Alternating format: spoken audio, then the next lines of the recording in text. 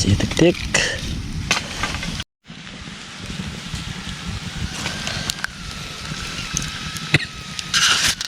จีนเอาแล้วละเด้อทุกคนกำลังสีปอกแล้วก็สุดยอดเลยแก้วแซ่บอยากไปตั้งที่บ้านบนรองเป้าเต้นมันก็หนักมันดูมันเป็นแบบเป็นตะคัก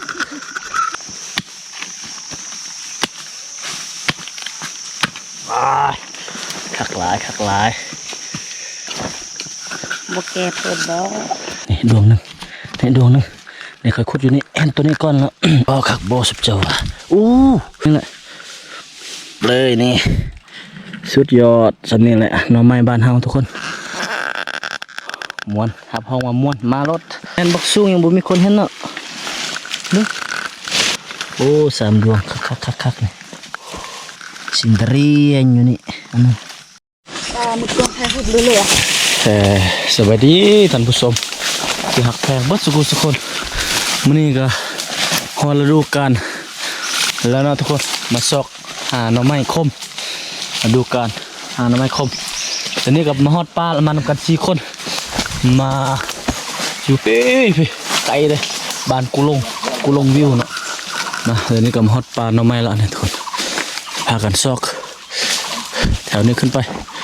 พอจะได้จัก10 ดวงนะบอกว่าบรรยากาศซอกหาหน่อไม้มาดูคอยขุดนะความลึกเลยไม่ให้นี่ดวงนึงมาเด้อดวงแรกแหกมันนี่ย้ำนี่ก็ยังบุญใหญ่เท่านั้นดวงนี่นะได้ดวงนึงละเอาดวงต่อไปให้ได้ตัวใหญ่เด้อหักเอาเฮานะฮะบุตัดละหักมันนะตัดหักมันนักมาละไปคุณก็ต่อมันออกเห็นห้อนมาเลยนี่ทุกคนนี่เป็นตะคักของเขาเด้อมันของเฮาเด้อนี่เจ้าของเป็นจนคดแล้วเนี่ยมันถึงไม้นี่นะสับเลยสิจับเบิ่งง่ายๆเป็นจะได้เป็นเห็นห้อนมันเนาะนี่ห้อนมันเนี่ยทุกคนสะใจอีหลีเด้ง่ายสักเนี่ยนะเอาเสร็จทุกพุ่นเอาเนาะไม่ยิ่งไม่ยาว่าเห็นอยู่คนอีกดวงหนึ่งว่าสันง่ายบ่ไปเบิ่งนำกันบ่ไม่ใช่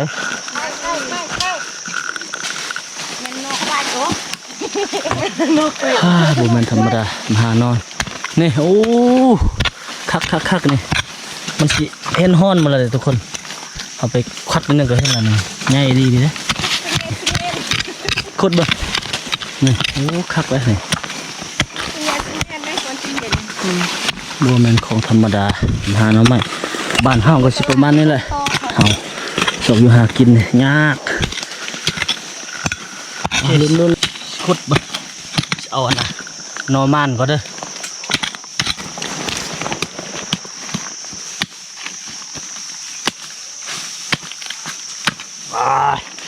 คักหลายปบมักซาหอนให้นะเดี๋ยวจัก10 ดวงนี่พอแล้วนะสันนี้นะจับเลยนะเอาจะคล้องมันนะสะทกบกแก่เปิดดอกแกก็ตัดออกใส่บ่อเห็นไหมช่วยจะได้นอเลิกขุดเบิ้งมีมูมันเต้เท่านี้มีมูมันก็คือคักอยู่จ้าคนหอนแตกแค่แตนเห็นอะไรอีกระดวงนึงทุกคนนี่ผมควัดเอาอยู่นี่เช่นเลยนี่ความจริงที่ทุกคนอยากเห็นที่สุดนี่คือห้อนมันแหละไปละ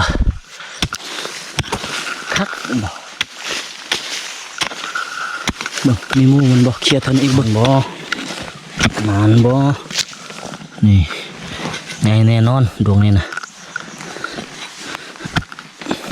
คักบ่สุดเจ้าหักเอาอยู่เท่านี่หักเอาอยู่เท่ามันประมาณนี้แหละแต่เวลาคนเขามาตัดเอาหักมันจะใหญ่โพดเนาะนักเวลาเอาเมื่อเนาะทุกคนค่อยมาละเขาจบ4 ดวงนำกันนี่ดวงนึง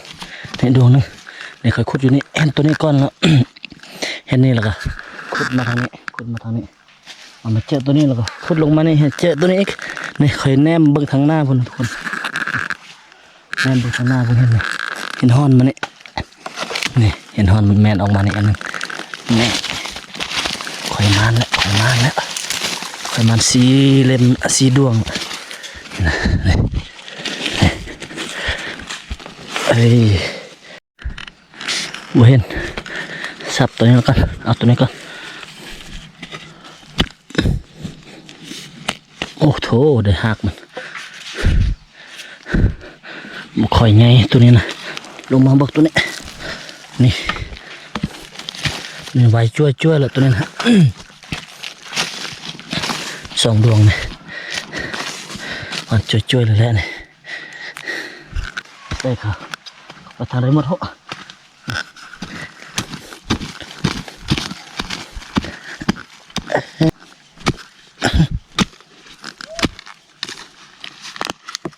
โอ้โห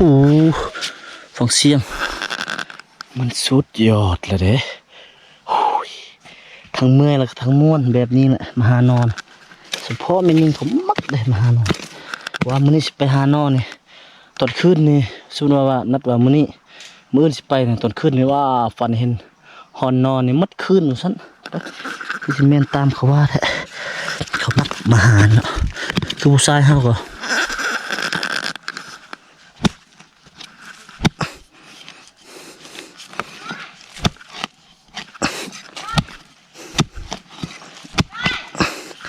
ผู้ชายเขาก็มักหา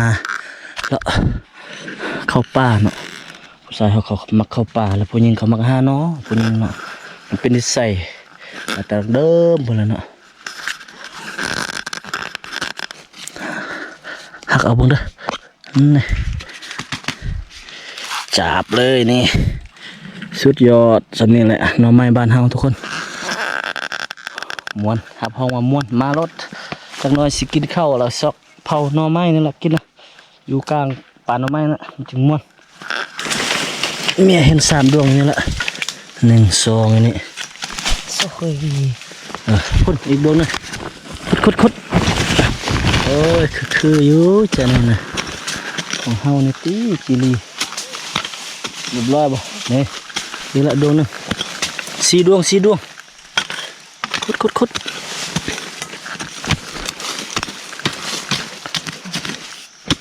เมื่อคืนนี่บ่ฟันเต้ว่าเห็นฮอนนอนนี่บ่เห็นเต้นะ มื้อนี้โอ้จะเห็น เมื่อคืนนี่ บ่ไปขุดจะเห็น เมื่อคืนนี่บ่นอนฟันเต้ว่าสิมันหานอนมื้อนี้น่ะมาตอนคืนบ่ฟันเต้เด้โอ้3 ดวงคักๆนี่แซ่บหวานจ้วย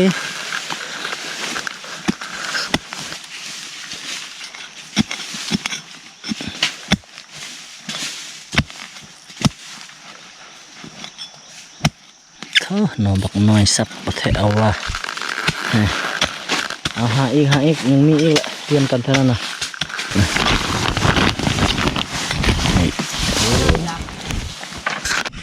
มาเผานอทุกคนจีอยู่นี่ละลายเลยนี่โอ้มาเด้อกินจีนอมานี่จีนอไม่คมน้ำกันกลางป่านี่แหละอยู่กลางปลาหน่อไม้นั่นแหละโอ้สับสกินนี่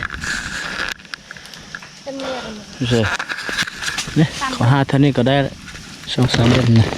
นอน เนี่ยจะบึ้นมันไม่หมดเฮ้ยฮีดดำอ้อมนี่ นี่ยังลายอยู่นี่จีติ๊ก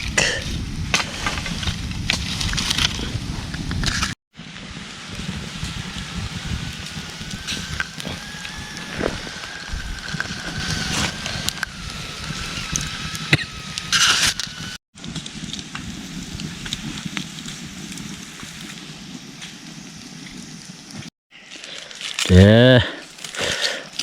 จีนอแล้วละเด้อทุกคนกำลังสีปอกแล้วก็สีกินข้าวสวยกันมื้อนี้นะแซ่บมื้อนี้สุดยอดเลยนี่เอาพวกนี้มันอันนี้นะ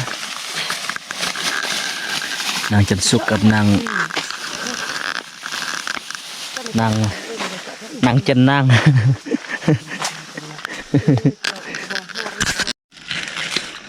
มาเด้อกินข้าว đã nghe mất เอ้ยนางนี่โอ้สุดยอดมาซนกันนะอันนี้ไหม เดี๋ยวน้ำ มาซนมาไหมใครซนนะ ô mệt thay ซนนะ tiếng lựa hôm này là ê ya cái một này กล้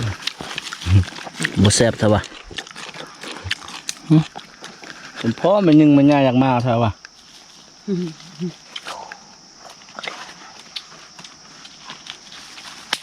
แซ่บเบ็ดมันเข้าอยู่ป่ากินยังก็แซ่บเบ็ด tiếng mấy đôi mà chồng mình đi sắc được cái này น่าพาง่ายมันน่าพาไปยิงไว้เด้อ đi dạy không sao cái พองานเท่านั้นมันไปอัดหูมันอัดหูไว้กะละ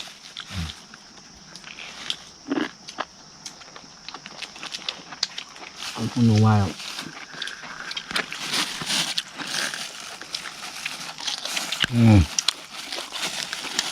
นี่อันนี้ขาดบ่ได้เลยมาหานอเนี่ยเรามากินเบิ่งเด้อท่านมองหานอเนี่ยเอามีไว้นี่มากินอยู่ป่านี่แซ่บกินกับข้าวอีกกินอยู่บ้านนี่บ่แซ่บอ่ะ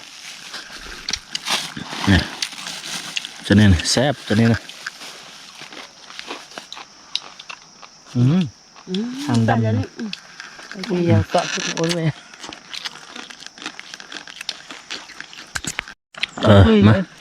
มาหนึ่งสองสามสุดยอดเลยแก้วแซ่บเอากิน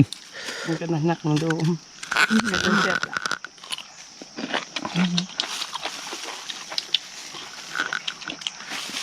จุไม่ยิงขัดเรียก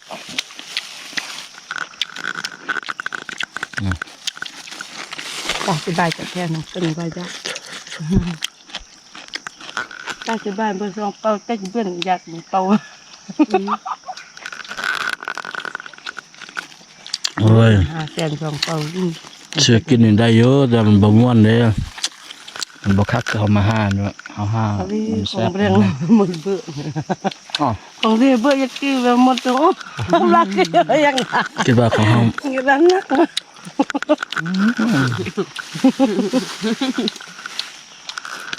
เอามาคิดเลยอร่อย ไก่เรือพึ่ง เอาเพิ่นก็ย่างเด้อต่อไฟ แต่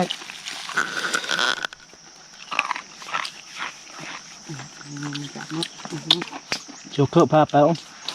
ปลาเลาะปลาไปตามมันหอก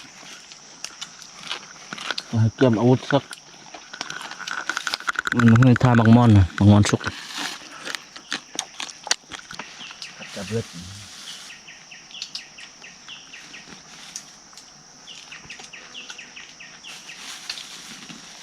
โดยจะมาเช้าหนึ่ง มาเด้อเข้าป่า โดยจะมาเช้าหนึ่ง จีโน่ เช้าเล่มรถโอ้ยหนัก ยอดเราจะเก็บนี่นะ ยุ่นนี่แหละเริ่มเก็บเลยแม่น้องนี่เก็บไป เขาบุกขึ้นน้ำนั้นนะเอาอีกแล้วนี่นะแง่ได้เยอะงานไม่ยิ่งเอาซอกสับเลย